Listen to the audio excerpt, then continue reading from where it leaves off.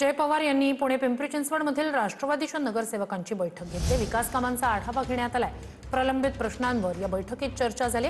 पक्षाच्या संघटनात्मक वाढीवरही जय पवार यांनी घेतलेल्या बैठकीत चर्चा करण्यात आली आहे। अधिक या सगळ्या संदर्भात जाणून घेऊया आपले प्रतिनिधी योगेश बोरसे यांच्याकडून। योगेश, बैठकीत नेमकं काय झालं? श्रुती, जय पवार आणि यांनी पुणे आणि पिंपरी चिंचवड इथल्या जे काही नगरसेवक आहेत राष्ट्रवादी काँग्रेसची यांची काल पुण्यात एका हॉटेलमध्ये बैठक घेतलेली आहे। या बैठकीमध्ये प्रामुख्याने राष्ट्रवादी काँग्रेसच्या नगरसेवकांनी निधी वाटपावरून नाराजी व्यक्त केलेली आहे।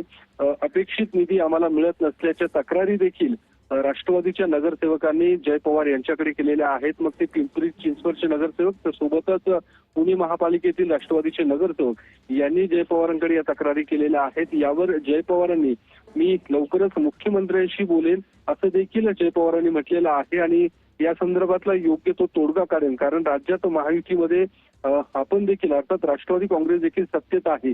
पुणे महापालिकेत मात्र त्यांना सत्तेमध्ये नाहीयेत, अर्थात विरोधी पक्षनेते पद हे राष्ट्रवादी काँग्रेसकडे आहे आणि यामुळे अपेक्षित निधी हा राष्ट्रवादी काँग्रेसच्या नगरसेवकांना दिला जात नाहीये। या तक्रारी नगरसेवकांनी केलेल्या आहेत आणि या सगळ्या संदर्भात मुख्यमंत्र्यांसोबत चर्चा करणार आहे। काही दिवसांपूर्वीच उपमुख्यमंत्री सुनेत्र पवार यांनी याच निधी वाटपासंदर्भात मुख्यमंत्र्यांना पत्र देखील लिहिलं होतं।